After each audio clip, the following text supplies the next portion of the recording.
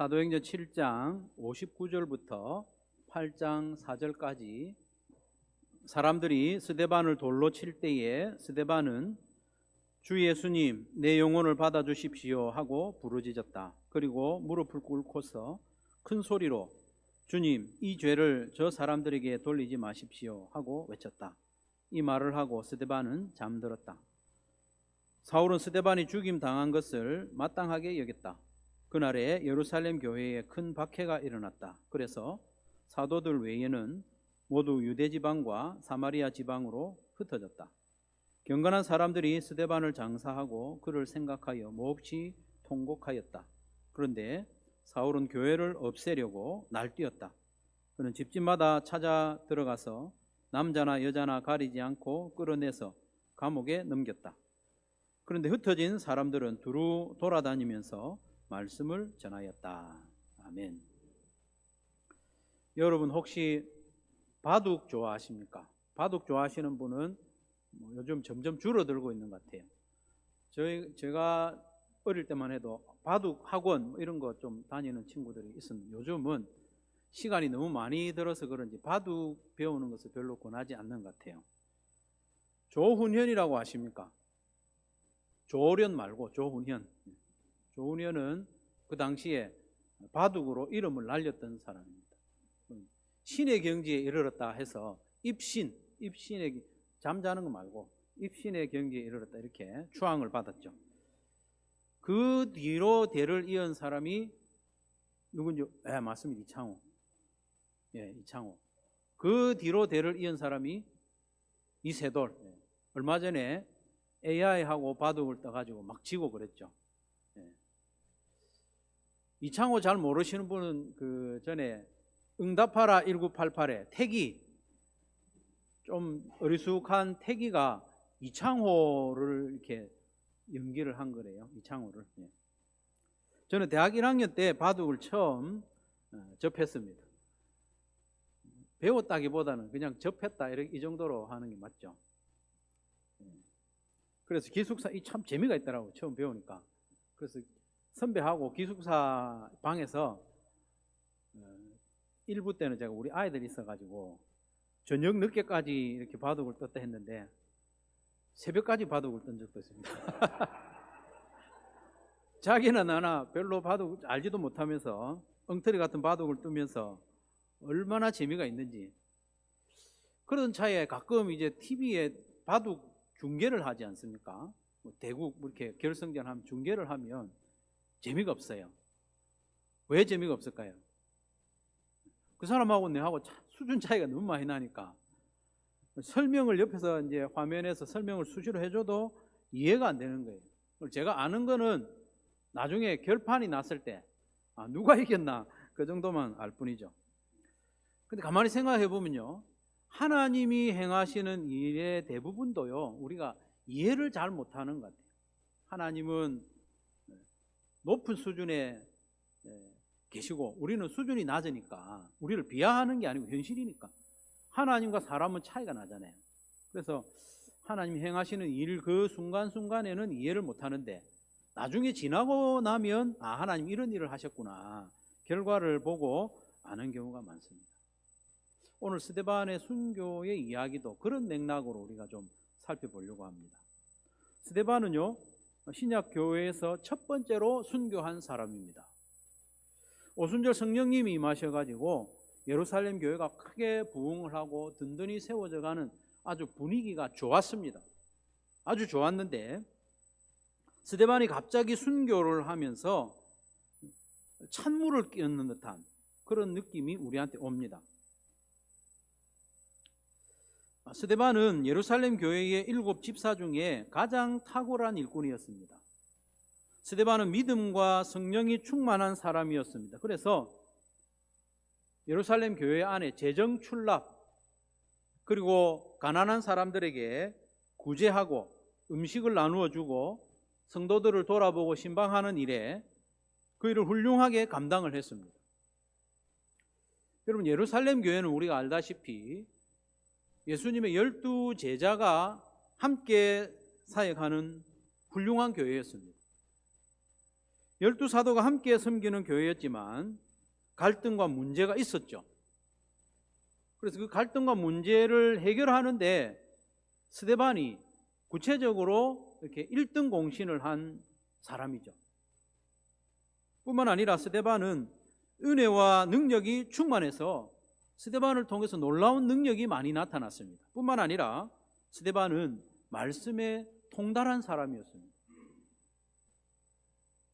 베드로가요, 사도행전 초반에 멋진 설교를 하죠. 구속사적인 설교를 쭉 하는데 그에 못지않은 설교를 스데반이 하는 정도로 스데반은 아주 말씀에 통달한 사람이었습니다. 사도행전 6장 8절에서 10절 같이 한번 보시겠습니다. 얼마나 이분이 훌륭한지. 8절에서 10절 같이 읽습니다. 시작. 스데반은 은혜와 능력이 충만해서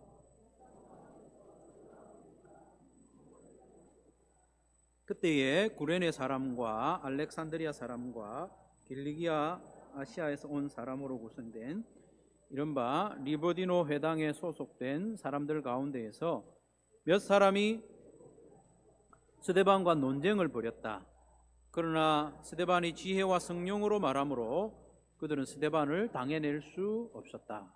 아멘. 여러 사람이 달려들어 가지고 스데반하고 이렇게 말씀으로 이야기를 해도 스데반을 감당해내지 못하는 거예요. 그만큼 말씀으로 충만한 사람이었습니다.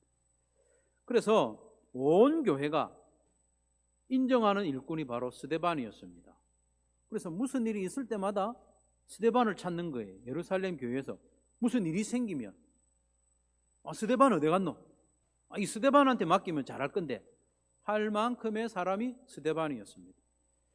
사도들도 스데반을 매우 든든하게 여겼습니다.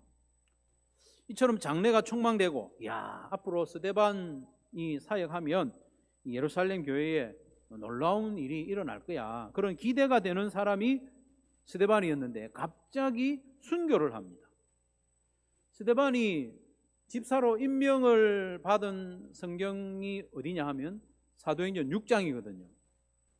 스데반이 순교하는 장이 몇 장이냐 하면 7장이에요. 6장에서 임명받고 7장에서 순교를 하는, 너무 이렇게 훌륭한 일꾼이 순교를 금방 했다는 거예요. 그러니까 사도들과 교회가 얼마나 충격을 받았겠습니까? 우리가 보기에도 이건 아니다 싶지 않습니까? 스데반은 죽으면 안 되는데, 스데반은 죽으면 안 되는데 꼭 한 사람이 순교를 해야 한다면 다른 사람이 했으면 안 좋았겠나? 그렇죠? 여러분, 사도행전 6장에 보면 7 집사로 임명받은 사람들 이름 기억나는 분 있습니까? 스데반이 첫 번째 나오고, 두 번째는 빌립 나오고, 그 다음에는 잘 기억이 안 나요. 그런 사람 중에 한 명, 차라리 그냥 한 명 하나님이 데려가시지 왜 이렇게 탁월한 스데반을 불러가셨을까? 우리는 하수잖아요. 하수. 수가 낮습니다. 하나님에 비하면. 우리로서는 도저히 이해가 안 되지만 하나님은 다 수가 있는 거예요. 뜻이 있는 거예요. 뜻이. 무슨 뜻이 있었느냐, 그걸 좀 살펴보려고 합니다.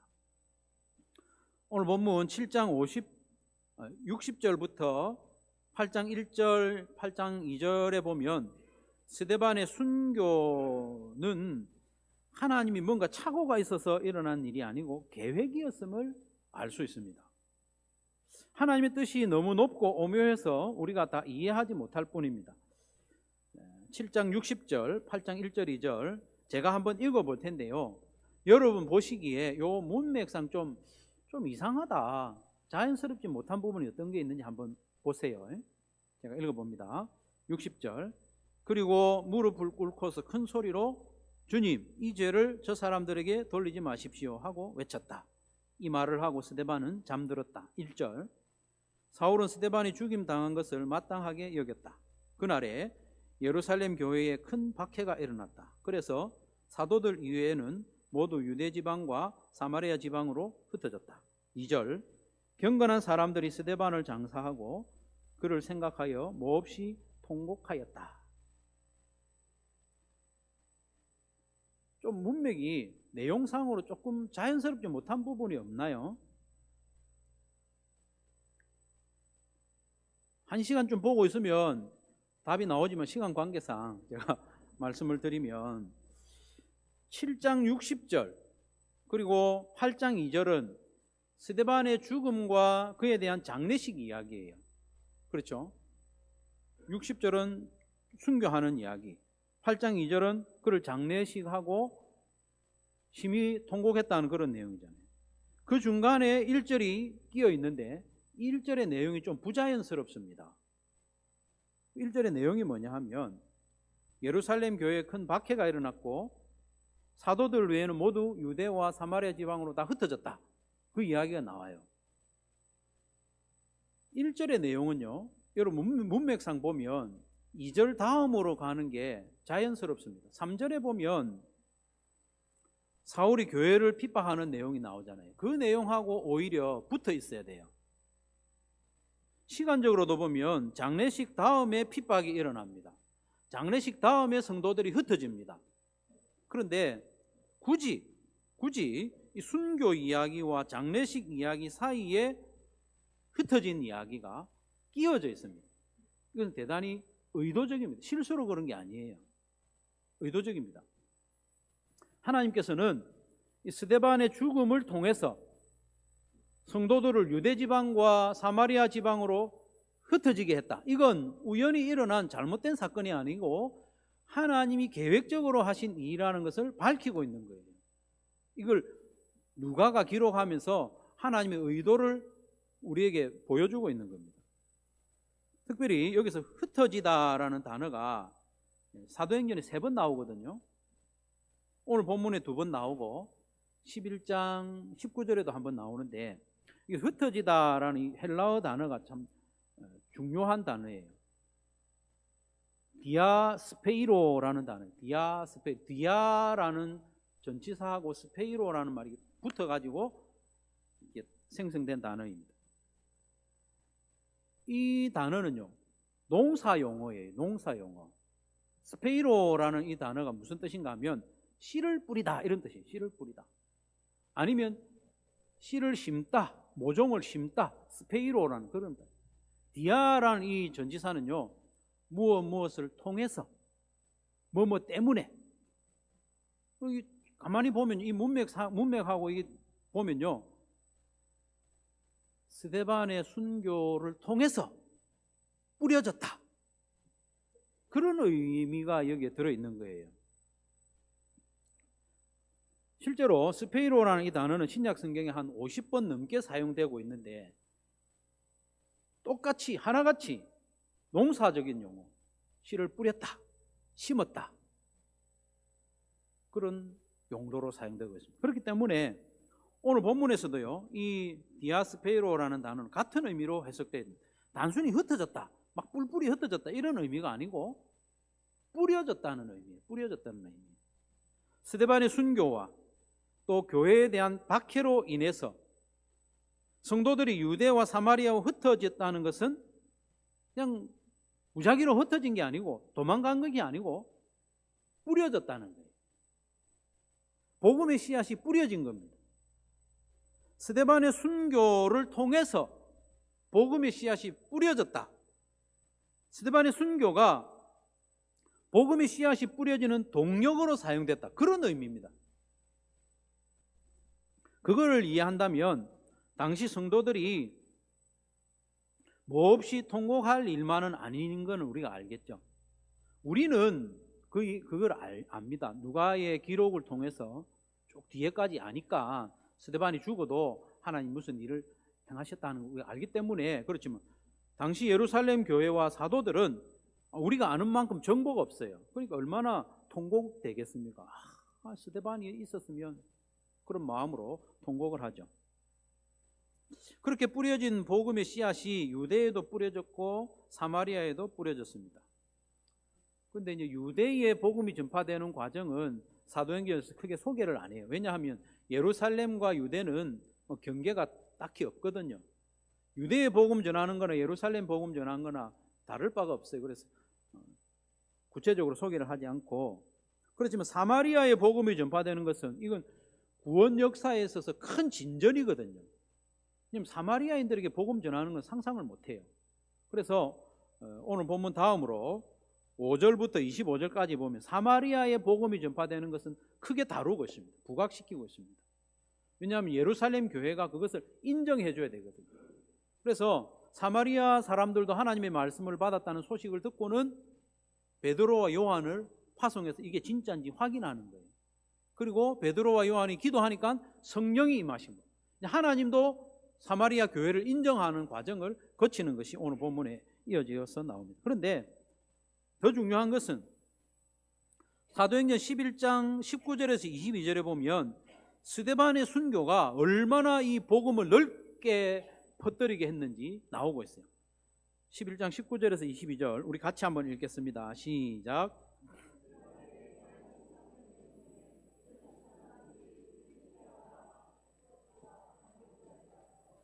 유대 사람들에게만 말씀을 전하였다. 그런데 그들 가운데서는 구레네 사람 몇이 있었는데 그들은 안디옥에 이르러서 그리스 사람에게도 말하여 주 예수를 전하였다. 주님의 손이 그들과 함께 하시니 수많은 사람이 믿고 주님께로 돌아왔다. 예루살렘 교회가 이 소식을 듣고 바나바를 안디옥으로 보냈다. 아멘. 그리스 사람들에게도 예수님을 전했다고. 이 그리스 사람 헬라 사람이 이방인입니다. 이방인에게도 복음이 전했다는 것을 예루살렘 교회가 듣고 신실한 바나바를 파송해서 이게 제대로 된 복음 맞는지 확인하는 과정을 여기서도 거치고 있습니다. 여러분, 스데반의 순교로 인해서 사도행전 1장 8절의 말씀이 확 이루어지는 거예요. 여러분, 사도행전 1장 8절에 보면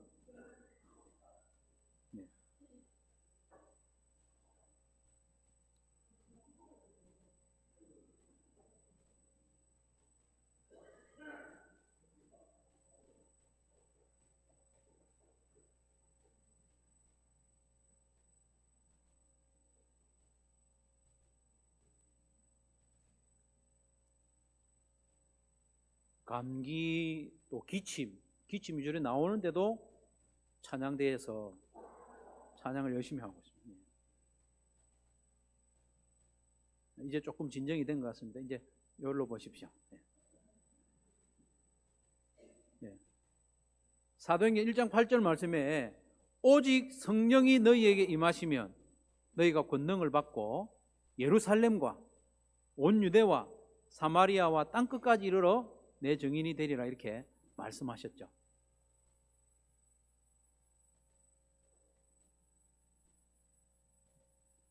그 말씀이요 스데반의 순교를 통해서 확 이루어졌어요.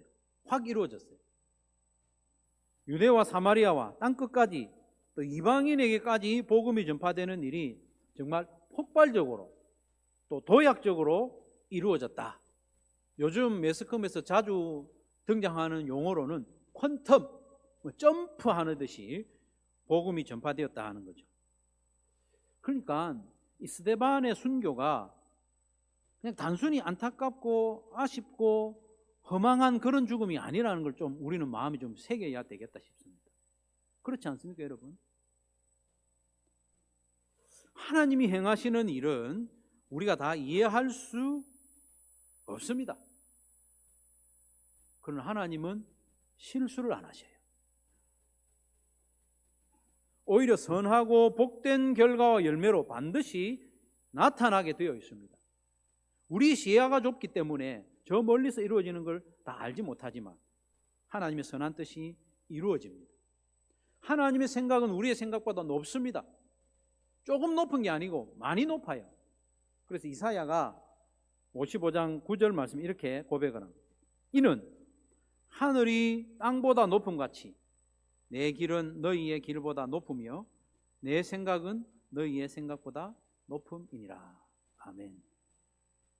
하나님이 내시는 길은 우리의 길과는 다릅니다. 하나님의 생각은 우리의 생각보다 높아서 그 정도가 어느 정도 되느냐? 하늘이 땅보다 높음 같이. 그러니까 우리로서는 하나님이 하시는 일을 다 이해 못하는 게 당연하죠. 그러니 앞으로 하나님 앞에서 억울한 일을 만나거든, 그리고 또 이해 안 되는 일을 만나거든, 이 말씀을 기억하십시오. 이사야 55장 9절. 하늘이 땅보다 높음 같이 하나님의 생각은 내 생각보다 높다. 내 길보다 하나님의 길이 높다. 그걸 기억하면 도무지 이해 안 되는 그런 상황 가운데서도 낙심하지 아니하고 하나님께서 도대체 어떤 일을 이루시려고 하는가, 그런 기대와 소망으로 인내할 수 있을 줄로 믿습니다. 예루살렘 교회 성도들은 비참하게 뿔뿔이 흩어진 것이 아니라 뿌려졌다는 거예요. 하나님의 의도대로 뿌려졌어요. 스데반은 단순히 비참하게 죽은 것이 아니라 심겨졌습니다. 심겨졌어요. 그래서 누가는 스데반의 순교에 대해서 예수님의 십자가 죽음이 연상되도록 기록을 하고 있습니다. 스데반의 죽음 멘트를 보십시오. 예수님하고 너무나 닮아 있습니다. 스데반이 죽기 전에 막 하는 말이 이런 말이에요. 주 예수님, 내 영혼을 받아주십시오. 기억나는 장면 없습니까? 예수님이 십자가에 죽으실 때 했던 멘트예요. 이어지는 멘트. 주님, 이 죄를 저 사람들에게 돌리지 마십시오. 이 말도 예수님이 십자가에 죽으시면서 하신 말씀이에요. 누가는 감히 스데반의 순교를 예수님의 죽음에다가 비견하고 있습니다. 같은 수준은 아니지만 그걸 비추어 볼 수 있도록 하는 거예요. 예수님의 죽음이 헛됩니까?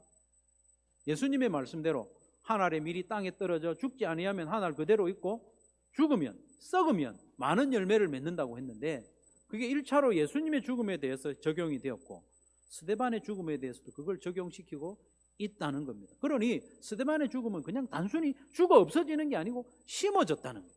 농사 짓듯이 하나님이 스데반을 농사 짓고 있는 거죠. 이처럼 스데반의 순교는 비참하거나 허망한 사건이 아니라 하늘같이 높은 하나님의 뜻과 역사임을 믿으시기를 바랍니다. 그리고 오늘 본문을 통해서 우리가 또 마음에 새겨야 할 한 가지 교훈이 있습니다. 그것은 우리 하나님은 스데반과 같이 탁월한 사람만 데리고 일하는 분이 아니라는 겁니다. 우리는 직원을 뽑거나 사람을 채용할 때에 꼼꼼하게 따져보지 않습니까? 실력을 얼마나 갖추었는지, 능력 있는 사람을 뽑고 뽑아서 사용하려는 것이 당연하죠. 그러나 우리 하나님은 꼭 그렇게만 하지 않습니다. 우리가 볼 때 스데반이 없으면 예루살렘 교회에 큰 타격이 있을 것 같지 않습니까? 일이 안 돌아갈 것 같고 버퍼링이 막 생길 것 같지 않습니까? 일만 있으면 스데반 어디 갔노? 스데반 어디 갔노? 찾던 사람이 갑자기 순교를 당했으니 참 앞으로 일이 좀 복잡하겠다 싶겠지만 전혀 그렇지 않았습니다. 오히려 스데반이 순교함으로 복음이 유대와 사마리아와 이방까지 순식간에 퍼져나가는 놀라운 역사가 일어났고요. 또한 스데반의 그늘에 가려져 있던 일꾼들이 활약을 하게 됩니다. 그 대표적인 사람이 빌립입니다. 빌립은 숨은 보석과 같은 사람이죠. 스데반이 순교하고 나니까 곧바로 나타나서 활약을 하기 시작하고요. 아까 우리가 함께 읽었던 사도행전 11장 19절 20절 말씀에 보면 이름조차 밝히지 않은 사람들이 복음을 막 전합니다. 이방에 가서. 그래서 이방인의 첫 번째 교회요, 세계 선교의 전초기지인 수리아 안디옥 교회가 세워집니다. 여러분, 사도들조차도 아직 예루살렘 안에만 복음을 전하고 있는데 이름조차 소개되지 않은 이 사람들이 이방에다가 막 복음을 전해서 사도 바울을 선교사로 파송하는 교회가 세워지는 놀라운 일이 어떻게 일어납니까? 스데반의 순교를 통해서. 이름 없는 복음 전도자를 통해서 막 복음이 전파된 거예요. 우리 하나님은 스데반과 같이 탁월한 일꾼만 데리고 일하는 분이 아니라는 것에 여러분 마음을 좀 쏟으시길 바랍니다. 이름 없는 전도자를 통해서 얼마든지 일하시는 줄 믿으시기를 바랍니다. 그렇기 때문에 능력 있는 사람에게 의존할 것이 아니라 누구라도 능력 있게 해서 사용하시는 하나님을 의지하는 저와 여러분 되시기를 주님의 이름으로 축원합니다. 하나님은 누구라도 붙잡으면 능력 있게 사용하십니다. 문제는 우리에게 능력이 있느냐가 문제가 아니고 우리에게 신실함이 있느냐, 그게 문제입니다. 제가 신대원에 입학했을 때요, 모든 동기들이 참 우러러보았던 동기 3명이 있습니다. 탑3. 도 땡땡 전도사, 김 땡땡 전도사, 방 땡땡 전도사. 김 전도사는요, 우리 1학년 입학식을 하기 전에 원어 계절학기를 하거든요. 계절학기를 할 때 이 친구는 벌써 조교를 하고 있어요. 원어를 가르치는 일에 동참을 하고 있었던 거예요. 교수님이 막 가르치고 난 뒤에 좀 쉬는 시간이 되면 궁금한 점이 있으면 김 전도사한테 가서 물어보는 거예요. 그만큼 실력이 탁월했어요. 도 땡땡 전도사는요, 서울대 동문학과를 졸업하고 신대원 시험 쳤을 때 1등으로 들어온 거예요. 다 알아요. 1등. 그래서 얼마나 똑똑한지, 생기기도 잘생겼고 운동도 잘하고 남자답고, 이러면 됩니까 안 됩니까? 이러면 안 돼요. 이러면 안 돼. 반칙입니다. 그래서 교수님들이요, 서로 이 친구를 조교로 데려가려고 할 정도로 뛰어난 학생이었습니다. 그런데요, 이 김 전도사는요, 신대원을 졸업하기도 전에 교통사고로 하나님 부르심 받았어요. 도 전도사는요, 목사로 안수받기 전에 강도사로 있을 때 희귀한 병에 걸려서 또 하나님의 부름을 받았어요. 그래서 이런 소식을 연거푸 들은 우리 동기들은요, 도대체 하나님이 왜 이러시나, 이렇게 실력 있는 사람을 왜 이렇게 빨리 데려가시나, 데려가시려면 저 실력 없는 친구 한 명 데려가셔도 되는데, 그런 생각을 제가 죽을 뻔도 했습니다. 네. 그렇게 생각을 했지만 이제 목사로 사역을 하고 말씀을 이렇게 읽고 설교를 하면서 조금씩 이해가 되는 거예요. 하나님의 그 행하신 뜻이 다 이해되는 건 아닌데, 하나님이 이유가 있어서 그렇게 하셨겠구나, 그런 마음이 들게 되는 거죠. 다 내가 알 수 없다. 그들의 죽음도 결코 허망하거나 또 비참한 것이 아니라 하나님이 어디론가 뿌리시고 그들을 통해서 뭔가 심으시고 하셨을 수도 있지 않겠는가. 그래서 이 땅에서는 우리가 다 이해할 수 없지만 앞으로 가서 여쭤보면 되지 않는가, 그 정도까지는 갑니다. 하나님께서는 탁월한 사람만 사용하는 분이 아닙니다, 여러분. 탁월하지 않은 사람, 어중간한 사람, 심지어 좀 모자라는 사람, 그런 사람도 얼마든지 사용하실 수 있습니다. 그래야 하나님의 능력과 하나님의 영광이 더 잘 드러나기 때문입니다. 탁월한 사람이 뭔가를 하면 그 사람에게 주목할 수 있잖아요. 그러니 우리는 게으르게 살자, 그런 말은 아닙니다. 하나님께서 주신 자원과 시간과 지혜 사용해서 준비해야죠. 그러나 능력과 실력보다 믿음과 신실함, 충성을 더 잘 준비하는 저와 여러분 되시기를 바랍니다. 이름이 드러나지 않아도 신실하게 자리를 지키는 충성된 신실함을 연습하는 저와 여러분 되시기를 바랍니다. 키프로스와 구레네의 어떤 사람들처럼 이름도 안 나와요. 누가는 그 사람들 이름 알았을 거예요. 어디 출신이라는 걸 안다면 이름을 알았을 거예요. 그러나 이름 기록하지 않습니다. 우리 예수님께 신실함을 보이는 그 부분을 부각시키고 있는 겁니다. 하나님이 우리에게서 찾으시는 실력은 뭐냐? 신실함입니다. 신실함. 하나님이 가장 우선적으로 여기는 실력이 뭐냐? 능력이 뭐냐? 신실함입니다. 믿음과 신실함은 같은 단어거든요. 하나님께 적용할 때는 믿음입니다. 우리는 하나님을 믿습니다. 하나님도 우리를 볼 때 신실해야죠. 그 신실함을 준비하면 하나님의 손에 들림을 받고, 하나님의 손에 들림을 받으면 능력은 따라오게 되어 있는 거예요. 사랑하는 성도 여러분, 우리 하나님 아버지께서 하시는 일은 우리가 다 이해하지 못합니다. 내가 다 이해할 수 있다면 하나님은 내하고 비슷한 수준인 거예요. 그럴 수는 없습니다. 하늘이 땅보다 높은 것 같이 하나님의 생각은 우리의 생각보다 높습니다. 그러니 하나님의 생각과 일하심을 우리가 다 이해할 수 없는 것은 당연하죠.